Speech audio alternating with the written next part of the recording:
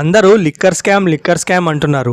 అసలు ఈ liquor scam అంటే ఏంటో చాలా మందికి తెలియదు. రీసెంట్ గా కవిత గారిని ఢిల్లీ లిక్కర్ స్కామ్ లో అరెస్ట్ చేశారన్న విషయం మనందరికీ తెలుసు. అరెస్ట్ చేయడమే కాకుండా తిహార్ జైల్ కి 14 రోజులు రిమాండ్ కు పంపించారు. అండ్ ఇదే కేసులో ప్రస్తుతం ఢిల్లీ సీఎం అయిన అరవింద్ కేజ్రీవాల్ గారిని కూడా అరెస్ట్ చేశారు. అయితే ఇదంతా 2021 సంవత్సరంలో స్టార్ట్ అయింది. ఢిల్లీలో లిక్కర్ పైన ఆదాయం పెంచుకోవడానికి అప్పుడున్న కేజ్రీవాల్ గారి గవర్నమెంట్ అప్పటిదాకా గవర్నమెంట్ చేతుల్లో ఉన్న లిక్కర్ అమ్మకాలు ప్రైవేట్ వాళ్ళ చేతుల్లో పెట్టాలని డిసైడ్ అయ్యింది. టెండర్లు వేసి కవిత గారితో పాటు ఇంకొంతమంది ప్రముఖులకు లిక్కర్ లైసెన్సులు ఇచ్చారు. అంతేకాకుండా రాత్రి 10 గంటలకే మూయాల్సిన మద్యం షాపులను తెల్లారి 3 గంటల వరకు తెరుచుకోమని పర్మిషన్ కూడా ఇచ్చారు. బాటిల్ రేట్ తో సంబంధం లేకుండా ఎంతకైనా అమ్ముకోవచ్చని చెప్పారు. ఇలా చేయడం వల్ల వాళ్ళకి 30 రూపాయలు మిగిలాల్సిన ప్లేస్ లో బాటిల్ కు 300 మిగిలాయి. ఇలా చేయడం వల్ల గవర్నమెంట్ ఆదాయం డబుల్ అవుతుందని వాళ్ళు అనుకున్నారు. కానీ వాళ్ళు ఊహించినట్టుగా ఎక్కువ కావాల్సిన ఆదాయం అంతకుముందు కన్నా తక్కువ అయింది. ఇలా జరగడం వల్ల ఇక్కడ ఏదో స్కామ్ జరిగిందని వీళ్ళపైన కేసు నమోదు చేశారు కొత్తగా వచ్చిన ఢిల్లీ సెక్రటరీ.